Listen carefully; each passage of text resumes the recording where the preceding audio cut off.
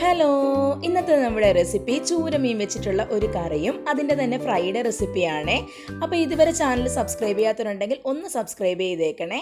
പിന്നെ നിങ്ങൾക്ക് റെസിപ്പി ഇഷ്ടമാവുകയാണെങ്കിൽ തീർച്ചയായിട്ടും എല്ലാവർക്കും ഒന്ന് ഷെയർ ചെയ്ത് കൊടുക്കാനും മറക്കണ്ട.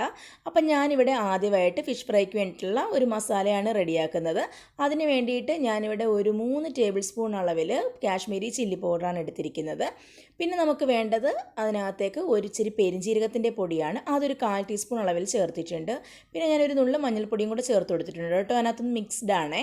പിന്നെ വേണ്ടത് ഉപ്പാണ്. അത് നമ്മളുടെ ഓരോരുത്തരുടെയും ടേസ്റ്റ് അനുസരിച്ചിട്ട് കൂട്ടിയോ കുറച്ചോ ചേർത്ത് കൊടുക്കാം.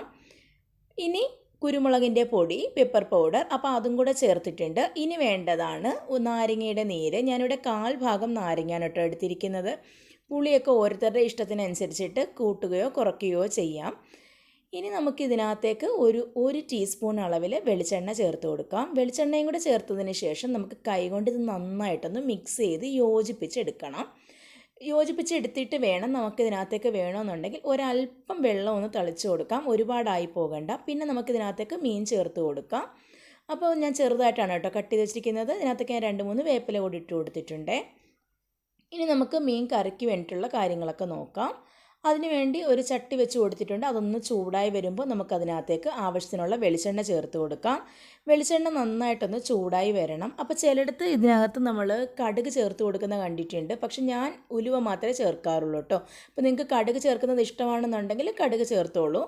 അപ്പോൾ ഇതിനകത്തേക്ക് ഞാനൊരു 1/4 ടീസ്പൂൺ മുതൽ 1/2 ടീസ്പൂൺ വരെ ഉലുവ ചേർത്ത് കൊടുക്കുന്നുണ്ട്. ഉലുവ ഒന്ന് പൊട്ടി വരുമ്പോഴത്തേക്കിനും നമുക്കതിനകത്തേക്ക് ഒരു 4-5 അല്ലി വെളുത്തുള്ളി, പിന്നെ വേണ്ടതൊരു ചെറിയ കഷ്ണം ഇഞ്ചി, 2 പച്ചമുളക്, ഇത്രയും ചേർത്തിട്ട് നന്നായിട്ട് നമുക്കൊന്ന് വഴറ്റിയെടുക്കണം. അതിൻ്റെ ആ ഒരു പച്ചക്കുത്തൊന്ന് മാറുന്ന വരെ നമുക്കൊന്ന് വഴറ്റിയെടുക്കാം. മുരികയൊന്നും വേണ്ട കേട്ടോ. പിന്നെ വേണ്ടത് കൊച്ചുള്ളിയാണ്. അതൊരു 5 പീസ് കൊച്ചുള്ളിയാണ് ചെറുതായിട്ട് അരിഞ്ഞെടുത്തിരിക്കുകയാണ്. പിന്നെ 2-3 കറിവേപ്പിലയും കൂടെ ചേർത്ത് കൊടുത്തിട്ടുണ്ട്. പിന്നെ നിങ്ങൾക്ക് വേണമെന്നുണ്ടെങ്കിൽ ഇതിനകത്ത് ഫുള്ള് കൊച്ചുള്ളി തന്നെ ചേർക്കാം. അതല്ലെന്നുണ്ടെങ്കിൽ സവോള. പക്ഷേ കൊച്ചുള്ളിയാണ് കുറച്ചും കൂടെ ടേസ്റ്റ്. ഞാനിവിടെ കൊച്ചുള്ളിയും സവോളയും കൂടെ രണ്ടും മിക്സ്ഡ് ആയിട്ടാണ് എടുത്തിരിക്കുന്നത്. അപ്പോൾ ഇനി ഞാൻ ഇതിനകത്തേക്ക് ഒരു ചെറിയ സവോള കൂടെ ചേർത്ത് കൊടുത്തിട്ടാണ്. തീരെ ചെറിയ സവോളയാണ് ഒരെണ്ണം ചേർക്കുന്നത്. മീഡിയം സൈസൊക്കെ ആണെന്നുണ്ടെങ്കിൽ അതിൻ്റെ പകുതി ചേർത്ത് കൊടുത്താൽ മതിയാവും. അപ്പോൾ അതും ഒന്ന് ചെറുതായിട്ട് അരിഞ്ഞത് നമുക്കിതിനകത്തേക്ക് ചേർത്ത് കൊടുക്കാം. ഇനി നമുക്കിതെല്ലാം കൂടെ നന്നായിട്ടൊന്ന് മിക്സ് ചെയ്തെടുക്കണം. ജസ്റ്റ് ഒന്ന് ട്രാൻസ്പെറൻ്റ് ആയിട്ട് ഒരല്പം ഒന്ന് മൂത്ത് വന്നോട്ടെ. എന്ന് പറഞ്ഞാൽ ഒരുപാട് ഗോൾഡൻ ബ്രൗൺ കളറൊന്നും ആകണ്ട. അതിന് മുമ്പായിട്ട് തന്നെ നമുക്കിതിനകത്തേക്ക് അടുത്തടുത്ത ഇൻഗ്രീഡിയൻസ് ചേർത്ത് കൊടുക്കാം. പിന്നെ ഞാൻ ചേർക്കാൻ പോകുന്നത് ഉപ്പാണ് കേട്ടോ. അപ്പോൾ ഉപ്പ് നമുക്ക് ഇതൊന്ന് വഴറ്റിയെടുക്കാൻ വേണ്ടിയിട്ടുള്ള ഉപ്പ് ഇപ്പോൾ ചേർത്ത് കൊടുത്താൽ മതി. പിന്നീട് നമുക്ക് പൊടികളൊക്കെ ചേർത്തതിന് ശേഷം നമുക്ക് ഉപ്പൊക്കെ അഡ്ജസ്റ്റ് ചെയ്തെടുക്കാം. അപ്പോൾ ഞാനത് നന്നായിട്ടൊന്ന് ഇളക്കി കൊടുത്തിട്ടുണ്ട്. ഇനി ചേർക്കാൻ പോകുന്നത് പുളിയാണ്. ഞാനിവിടെ ഒരു 3-4 കഷ്ണം കുടംപുളി വെള്ളത്തിലിട്ടിട്ട് ഒന്ന് കുതിർത്തി മാറ്റി വെച്ചിട്ടുണ്ട് കേട്ടോ. അപ്പോൾ അതിൽ നിന്ന് ഞാൻ ആ പുളി മാത്രമാണ് ഈ ഒരു സമയത്ത് ചേർത്ത് കൊടുക്കുന്നത്. പിന്നെ വെള്ളം നമുക്ക് പൊടികൾ ചേർത്തതിന് ശേഷം ചേർത്ത് കൊടുത്താൽ മതി. അപ്പോൾ ആ പുളിയും കൂടെ ഇട്ടിട്ട് നന്നായിട്ട് ഇതെല്ലാം കൂടെ ഒന്ന് മിക്സ് ചെയ്തെടുക്കാം. ഈ ഒരു സമയത്ത് പുളി ചേർക്കുന്നതാണ് കുറച്ചും കൂടെ ഒരു ടേസ്റ്റ് നമുക്ക് കൂടുതൽ കിട്ടും. അപ്പോൾ അങ്ങനെ ചെയ്യാത്തവരുണ്ടെങ്കിൽ ഒന്ന് ചെയ്ത് നോക്കണേ. അപ്പോൾ നമുക്ക് ഇതെല്ലാം കൂടെ നന്നായിട്ടൊന്ന് റെഡിയായി വന്നിട്ടുണ്ട്. നമുക്കിനി ഓരോരോ പൊടികളായിട്ട് ചേർത്ത് കൊടുക്കാം. ഞാനിവിടെ ഒരു 1/4 ടീസ്പൂൺ അളവിൽ മഞ്ഞൾപ്പൊടിയാണ് ചേർത്ത് കൊടുത്തിരിക്കുന്നത്. മഞ്ഞൾപ്പൊടി ചേർത്തിട്ട് നന്നായിട്ടൊന്ന് ഇളക്കി ആ ഒരു മഞ്ഞൾപ്പൊടിയുടെ ആ ഒരു പച്ച മണമൊന്ന് മാറ്റിയെടുക്കണം. ഇനി നമുക്കിതിനകത്തേക്ക് പെരുംജീരകത്തിൻ്റെ പൊടി, അതായത് വലിയ ജീരകത്തിൻ്റെ പൊടി ചേർത്ത് കൊടുക്കാം.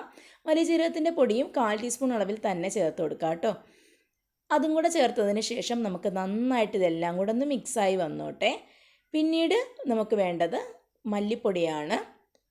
അത് ഒരു 3 ടേബിൾ സ്പൂൺ അളവിൽ മല്ലിപ്പൊടി ചേർത്ത് കൊടുക്കാം. ചില സ്ഥലങ്ങളിൽ നമ്മൾ മല്ലിപ്പൊടി ചേർക്കാറില്ല കേട്ടോ. പക്ഷേ നമ്മൾ ചെയ്യുമ്പോഴത്തേക്കിനും മല്ലിപ്പൊടി ചേർത്തിട്ടാണ് വെക്കുന്നത്. കറിക്ക് കുറച്ചും കൂടെ ഒരു കുറുക്കം വരാനും അതുപോലെ തന്നെ ആ ഒരു തിക്നെസ് ബാലൻസ് ചെയ്യാനും മല്ലിപ്പൊടി ചേർക്കുമ്പോൾ നല്ലതാണ്. പിന്നെ ചേർത്ത് കൊടുത്തിരിക്കുന്നത് കാശ്മീരി ചില്ലി പൗഡറാണ്. അതൊരു 4 ടേബിൾ സ്പൂൺ അളവിൽ കാശ്മീരി ചില്ലി പൗഡർ ചേർത്ത് കൊടുത്തിട്ടുണ്ട്. ഇനി ഇതെല്ലാം കൂടെ നന്നായിട്ടൊന്ന് വറുത്തെടുക്കണം. തീ മാക്സിമം ലോ ആക്കി വെക്കാൻ വേണ്ടിയിട്ട് ശ്രദ്ധിക്കണേ. അതുമാത്രമല്ല ചട്ടിയിലായതുകൊണ്ട് തന്നെ പെട്ടെന്ന് ഇങ്ങനെ പുകഞ്ഞ് ആ ഒരു ഇതിൽ വരും. അതുകൊണ്ട് തന്നെ നിങ്ങൾക്ക് പേടിയാണെന്നുണ്ടെങ്കിൽ ഈ ഒരു സമയത്ത് നമുക്ക് തീ കംപ്ലീറ്റ് ആയിട്ടങ്ങ് ഓഫ് ചെയ്യാം. പിന്നെ ഞാൻ പറഞ്ഞല്ലോ ആ പുളിവെള്ളമില്ലേ നേരത്തെ എടുത്ത് വെച്ചിരുന്നത്, ആ വെള്ളമാണ് നമ്മളിപ്പോൾ ചേർത്ത് കൊടുത്തത്. ആദ്യം നമ്മുടെ ഈ മസാല പുളിവെള്ളത്തിൽ കിടന്ന് ഒന്ന് തിളച്ചതിന് ശേഷം വേണം നമ്മൾ ബാലൻസ് വെള്ളം ഒഴിച്ചു കൊടുക്കാൻ. നിങ്ങളുടെ ഓരോരുത്തരുടെയും കറിക്ക് എത്രത്തോളം തിക്നെസ് വേണോ അതനുസരിച്ചിട്ട് വെള്ളം ഒഴിച്ചു കൊടുക്കാം.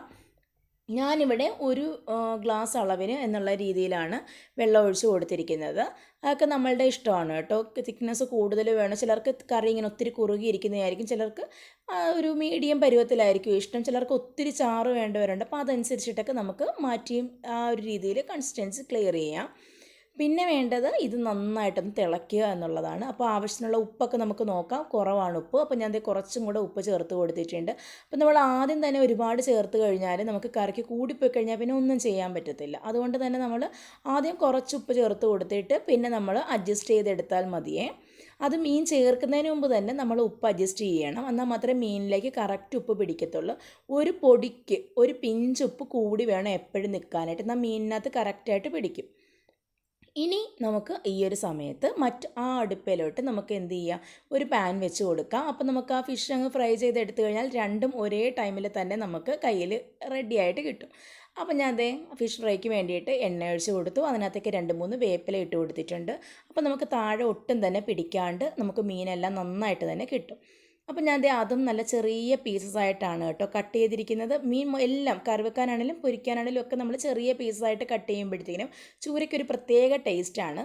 ഈ വലുതായിട്ട് വെട്ടുമ്പോഴത്തേക്കിനും എനിക്ക് പേഴ്സണലി എനിക്കിഷ്ടമില്ല അത്രയും വലിയ പീസായിട്ട് കഴിക്കാനായിട്ട്. അപ്പം ഞാൻ ഒരുമാതിരി എല്ലാ മീനും ഈ ഒരു രീതിയിൽ തന്നെയാണ് കേട്ടോ കട്ട് ചെയ്തെടുക്കുന്നത്. അപ്പം ഞാൻ കട്ട് ചെയ്തിട്ടുണ്ട്. കറിക്കും കണ്ടോ ചെറിയ ഒരു ക്യൂബ് ആ ഒരു മോഡലിലാണ് കറിക്കും കട്ട് ചെയ്തെടുത്തിരിക്കുന്നത്. ഇവിടെ കറി വെച്ച മീൻ വളരെ കുറച്ച് മതി, അതുകൊണ്ടാണ് ഞാൻ കുറച്ച് കറിയേ വെക്കുന്നുള്ളൂ കേട്ടോ. അപ്പോൾ നമ്മൾ ആ മീനും കറി വയ്ക്കാനും ഇട്ട് കൊടുത്തിട്ടുണ്ട്. മറ്റേത് അവിടെ മുരിഞ്ഞു വന്നോട്ടെ. ഇനി ഈ സമയത്ത് നമുക്ക് നന്നായിട്ട് ഒന്ന് ഇളക്കി എല്ലാ സൈഡും ഒന്ന് യോജിപ്പിച്ചതിന് ശേഷം നമുക്ക് അടച്ച് വെക്കാം. ഏകദേശം 10 മുതൽ 12 മിനിറ്റ് വരെയാണ് ഇതിൻ്റെ കുക്കിംഗ് ടൈം വരുന്നത്. അപ്പോൾ അത് ഞാൻ കറക്റ്റായിട്ട് നോക്കിയിട്ട് ലാസ്റ്റ് പറയാം കേട്ടോ എത്ര ടൈം എടുത്തു എന്നുള്ളത്. അപ്പോൾ നമ്മളിതൊന്ന് അടച്ച് വെക്കാം. ഇതൊരു അത്യാവശ്യം വലിയ ചൂരയായിരുന്നു കേട്ടോ, ചെറിയ ചൂരയല്ലായിരുന്നു. അതുപോലെ തന്നെ വെള്ള ചൂര എന്നാണ് പറയുക ഇതിന്. ഫുള്ള് കറുത്ത പോർഷൻ വളരെ കുറവായിരിക്കും, അല്ലെങ്കിൽ തന്നെ കാണാൻ പോലും ചിലപ്പോൾ കാണത്തില്ല. അപ്പോൾ നമ്മൾക്ക് ഈ മീനൊക്കെ ഒന്ന് മറിച്ചു കൊടുക്കാം. ചെറുതായിട്ടൊന്ന് കൈ പൊള്ളിയിട്ടുണ്ടായിരുന്നു. ആ ഒരു സൈഡിൽ ഞാൻ പ്രതീക്ഷിച്ചതിനെക്കാട്ടിൽ കൂടുതൽ ചൂടുണ്ടായിരുന്നു കേട്ടോ. അപ്പോൾ നമുക്ക് ഇനി ഇതെല്ലാം കറിയെല്ലാം റെഡിയായി വന്നിട്ടുണ്ട്. നമ്മളുടെ ഏകദേശം ഒരു 12 മിനിറ്റ് ടൈമാണ് എടുത്തത്. അത് ഞാൻ തീരെ സിമ്മിലാണ് കേട്ടോ, നന്നായിട്ട് തിളച്ചതിന് ശേഷം സിമ്മിലാണ് വെച്ച് കൊടുത്തത്. അപ്പം നമ്മളുടെ കറിയും റെഡിയായി, അതുപോലെ തന്നെ ഫ്രൈയും റെഡി ആയിട്ടുണ്ട്. നമുക്ക് കുറച്ചൊന്ന് ഗാർണിഷ് ചെയ്യാൻ കറിവേപ്പിലയും സവോളയൊക്കെ ഇട്ട് രണ്ടും ഒന്ന് ഗാർണിഷ് ചെയ്തിട്ടുണ്ട്. അപ്പോൾ തീർച്ചയായും എല്ലാവരും ഈ രീതിയിൽ ഒന്ന് ട്രൈ ചെയ്ത് നോക്കാൻ മറക്കരുത്. അപ്പോൾ അടുത്ത വീഡിയോയുമായി ഉടൻ തന്നെ കാണാം. Bye bye.